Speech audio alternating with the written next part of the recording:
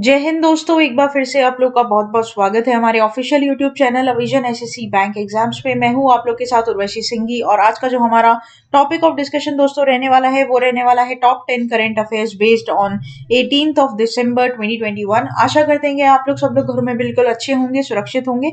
Session को start करने से पहले दोस्तों मेरी आप लोगों से एक छोटी सी रिक्वेस्ट रहेगी कि जो भी हमारे चैनल पर नया जुड़ा है या फिर वीडियोस को पहली बार देख रहा है, make sure that you hit the subscribe button. Also don't forget to press the bell icon. Also share this video with your friends as well. सिर्फ इतना ही नहीं दोस्तों, अगर आप लोग चाहते हैं कि सेशंस की पीडीएफ आप लोग को मिल जाए तो डिस्क्रिप्शन में जाकर लिंक की हेल्प से सेशन की पीडीएफ को भी आप लोग अवेल कर सकते हो। और साथ ही साथ आप लोग हमारे ऑफिशियल टेलीग्राम चैनल अविजन इंस्टीट्यूट के ग्रुप को भी जरूर ज्वाइन कीजिए। साथ ही साथ दोस्तों आप लोग विजिट कर सकते हैं हमारी official website that is avision.co.in, जहां पर आपको लाइव क्लासेस, टेस्ट सीरीज और ऑनलाइन कोर्सेज के बारे में सारी सारी डिटेल चर्चा मिल जाएगी। फर्दर जानकारी के लिए आप इस नंबर पर हमें व्हाट्सएप कर सकते हैं और साथ ही साथ कॉल कर भी अपनी क्वेरी को दोस्तों सॉल्व कर सकते हैं। तो चलिए फिर बिना किसी देरी के स्टार्ट करते हैं। आज के हमारे सेशन का पहला क्वेश्चन आपके और मेरे साथ हमारी स्क्रीन पर दोस्तों ये रहा। विजय दिवस in India is celebrated annually on. दोस्तों आप लोग को बताना है कि विजय दिवस जो है हमारे भारत में कौन से दिन हर साल मनाया जाता है। दिसंबर 14, दिसंबर 13, दिसंबर 15, दिसंबर 16। The correct option will be option number D that is December 16। तो 16 दिसंबर को हर साल विजय दिवस मनाया जाता है। और दोस्तों इसके बारे में पूरी डिटेल चर्चा यहाँ पर हम लोग करेंगे। तो इस साल 2021 में 50वां वर्षगांठ हमने मनाई थी किसकी? विजय दिवस की। और इस दिन को बेसिकली कॉमेमोरेट किया जाता है because of the victory we had over Pakistan in the 1971 war. ठीक है, तो 1971 में जो दोस्तों वॉर हुई थी पाकिस्तान के अगेंस्ट, उसमें दोस्तों जो जीत हुई थी, ठीक है, और जब बांग्लादेश का क्रिएशन हुआ था तो उस दिन को यादगार मनाने के लिए, याद करने के लिए इस दिवस को मनाया जाता है। इंडिया ऑन विजय दिवस 2021 pays homage to the soldiers who fought bravely during the war which ultimately helped the Indian armed force in establishing their powers. Vijay Diwas on December 16 marks the 50th anniversary celebration of India's glorified victory over Pakistan in 1971 Bangladesh liberalization war. ठीक है, तो ये बात आप लोग इधर क्या करेंगे दोस्तों, ध्यान रखेंगे, ये आपके एग्जाम के लिए इंपॉर्टेंट रहेगा। नेक्स्ट चलते हैं, नेक्स्ट बात करते हैं। Amit Shah has laid the foundation stone of Umiya Mata Dham temple and temple premises under Maa Umiya Dham development project at dash. तो दोस्तों यहाँ पर उमिया माता धाम टेम्पल क्या किया गया है दोस्तों, उसका नींव रखी गई है। और ये जो प्रीमाइसेस है दोस्तों, इसका पूरा प्रोजेक्ट कौन से जगह बना है ये आपको बताना है। तो ऑप्शन है आप लोग के पास अहमदाबाद गुजरात, भावनगर गुजरात, आनंद गुजरात और पोरबंदर गुजरात।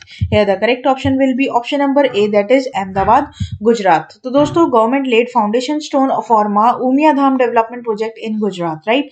तो यहाँ पर दोस्तों अमित शाह जी के द्वारा ये जो प्रोजेक्ट है इसका फाउंडेशन हुआ है। ठीक है, ये बात आपको ध्यान रखनी है। और दोस्तों दूसरी बात मैं बता दूं, ये आपका कहाँ पर हुआ है ये भी आपको ध्यान रखना है। ये जो पूरा है डेवलपमेंट, इसका कॉस्ट अराउंड 1500 करोड़ पड़ेगा, जो कि 74,000 स्क्वायर यार्ड्स की लैंड पर रहेगा। ठीक है, अब इस इंपॉर्टेंस क्या है इस मंदिर की ये मैं बता दूं। बेसिकली जो मंदिर है ये माँ उमिया को डेडिकेट किया गया है, who is the raining deity of कड़वा पटीदार सेक्टर। ठीक है, और ये जो आपका टेम्पल है या फिर अदर बिल्डिंग्स है, ये पूरा आपका 1500 करोड़ में डेवलप होगा, जो कि 74,000 स्क्वायर एकड़ की लैंड को कवर करेगा। ठीक है, तो ये भी बात आप लोग इधर ध्यान रखना है। वैसी बात हमने पहले भी कर ली। ठीक है, तो ये भी आप लोग ध्यान रखिएगा। नेक्स्ट चलते हैं, नेक्स्ट बात करते हैं क्वेश्चन नंबर 3 की तरफ। Which state has inked agreement with United Nations capital development funds that is UNCDF to launch mission Shakti living lab for the financial empowerment for women? Karnataka, Andhra Pradesh, Madhya Pradesh, Odisha. है the correct option will be option number D that is Odisha. तो दोस्तों यहाँ पर ओडिशा ने क्या कर लिया है दोस्तों, टाई अप किया है UNDCF के साथ।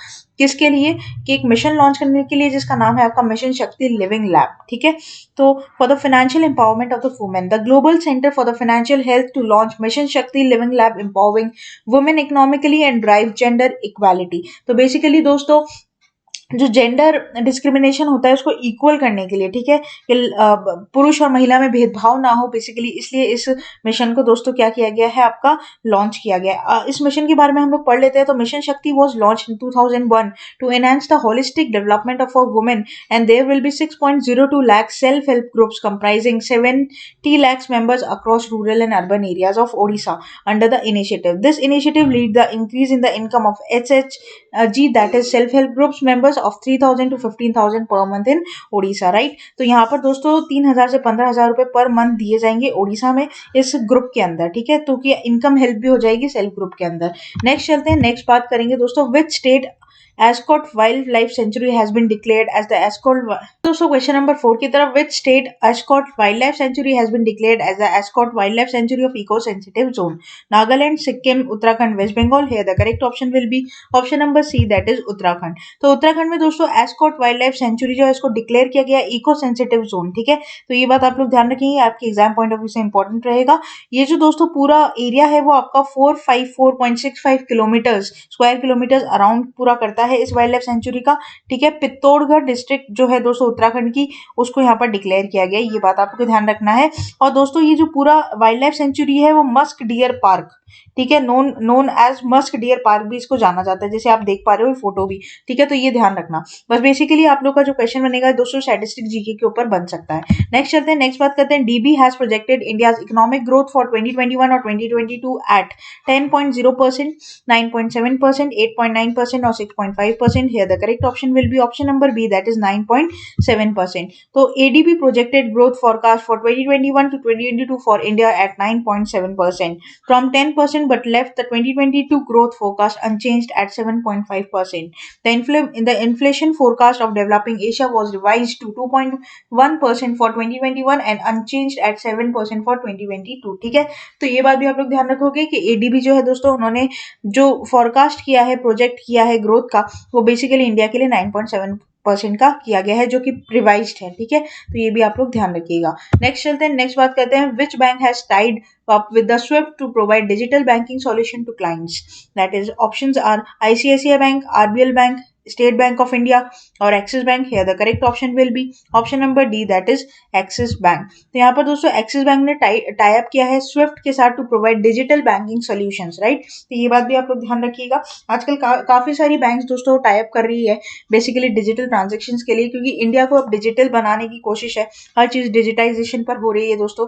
तो ऐसे ही हमारे बैंक्स भी क्या कर रहे हैं, बहुत सारी कंपनीज के साथ मर्ज कर रहे हैं डिजिटाइजेशन के लिए, ताकि कम से कम दोस्तों क्या हो सके आप लोगों का कम से कम दोस्तों ये हो सकते कम से कम आप लोगों का ये हो सके कि मतलब पर्सनली आप लोग विजिट करें ब्रांच और ज़्यादा से ज़्यादा काम आपका डिजिटल हो सके, ठीक है। Axis bank is working with the new digital services for providers Swift to provide a comprehensive digital solution to clients. The bank is integrating with different digitization initiatives by government bodies and service providers to extend the end-to-end service and business clients.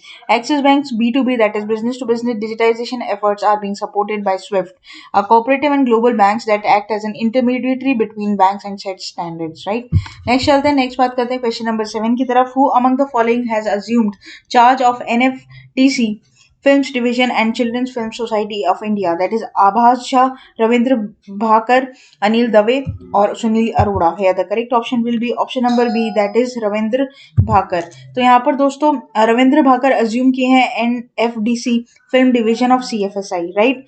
तो ये बात आप लोग इधर ध्यान रखोगे, he has been assigned these charges in the addition with the present duties of CEO of the film certification body। तो दोस्तों यहाँ पर इन्हें क्या किया गया है, चार्ज दिया गया है आपका एनएफडीसी का, जो कि ऑलरेडी सीबीएफसी के क्या है दोस्तों सीईओ हैं। अब इनको ये चार्ज भी दे दिया गया है। पहले ये दोस्तों 1999 में बैच ऑफिसर रह चुके हैं आईआरएसएस के, that is Indian railway store services, right. आप फोटो इनकी देख पा रहे हैं यहाँ पर, ये बात आपको ध्यान रखनी है, अपॉइंटमेंट के लिए क्वेश्चन आप लोगों के लिए इंपॉर्टेंट रहेगा। नेक्स्ट चलते हैं क्वेश्चन नंबर 8 की तरफ। 8 क्या बोलता है देखते हैं, विच IIT has signed an MOU with Indian Air Force to support requirement towards indigenous solution in various weapon systems? IIT Delhi, IIT Madras, IIT Bombay और IIT Roorkee। Here the correct option will be option number A, that is IIT Delhi। तो दोस्तों यहाँ पर IIT Delhi ने type किया है IAF के साथ, that is your Indian air force. और ये जो एमओयू साइन हुआ है दोस्तों वो आपका समीर वी बोराड जो है उनके साथ, और जो आपके डेप्यूटी सीनियर मेंटेनेंस स्टाफ हैं, ठीक है, उनके साथ बेसिकली हुआ है। और ये बेसिकली आईआईटी दिल्ली के साथ टाइप हुआ है दोस्तों, किसका, इंडियन एयरफोर्स का। अगर आईएफ की बात करें तो स्टैब्लिशमेंट डेट क्या है वो आप पढ़ सकते हो दोस्तों।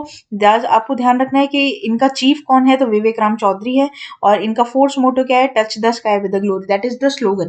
तो ये बात भी आप लोग इधर ध्यान रखोगे कि इसके एग्जाम पे क्वेश्चन बनता है दोस्तों। नेक्स्ट चलते हैं, नेक्स्ट बात करते हैं क्वेश्चन नंबर 9 की तरफ। Who is the author of the new book title pride, prejudice Exercise and Puditry, that is C.K. Garyali, Balchandra Mungekar, Shashi Tharoor, Anuradha Roy. Here the correct option will be option number C, that is Shashi Tharoor. तो दोस्तों photo देख पा रहे हो आप, जानी मानी हस्ती हैं, फॉर्मर यूनियन मिनिस्टर रह चुके हैं और लोकसभा के मेंबर भी हैं। Doctor Shashi Tharoor 23rd book title Pride, Prejudice and Puditry was launched in Hyderabad, Telangana. There are 10 sections in the book, each devoted by a particular topic such as modern Indian history, Indian politics, and he has won the Sahitya Academy Award for 2019 awarded to his book An Era of Darkness. Right? Next चलते हैं, next बात करते हैं last question of this session की। French fashion house Chanel name dash an executive from Unilever as his new global CEO. Sonia Gupta, Leena Nair, Naina Bansal, Roshni Arora. Here the correct option will be option number B, that is Leena Nair. तो दोस्तों यहाँ पर photo देख पा रहे हो आप लोग, है ना। तो फ्रेंच फैशन हाउस चैनल ने लीना नायर को एग्जीक्यूटिव ग्लोबल सीईओ डिक्लेयर किया है दोस्तों। तो ये बहुत इंपॉर्टेंट रहेगा, इंटरनेशनल लेवल पे क्वेश्चन बन सकता है। नायर्स career of Unilever spent 30 years, mostly chief of human resources and a member of executive committee. The recruitment of Nair, who rose through the ranks of the Unilever, having started out as trainee of the factory floor, come as the fashion industry is under the pressure, show some more inclusive approach. तो basically जो ध्यान रखना है, सीधा simple question पूछेगा किसको CEO बनाया गया है ग्लोबल लेवल पे चैनल का, तो that is your British Indian Leena Nair. ठीक है, तो दोस्तों ये था पूरा हमारा टॉप 10 करंट अफेयर्स का सेशन। आशा करते हैं कि सेशन आप लोगों को अच्छा लगा होगा। अच्छा लगा है तो लाइक करना मत भूलिएगा, चैनल को तुरंत ही सब्सक्राइब कर लीजिए और साथ ही साथ बेल आइकन को जरूर प्रेस कर दीजिएगा, ताकि जब भी मैं कोई नई वीडियो डालूं दोस्तों उसका सबसे पहले नोटिफिकेशन आप लोगों के फोन स्क्रीन पर आ जाए। तब तक के लिए आप लोग बने रहे हमारे साथ। Thank you so much and have a nice day.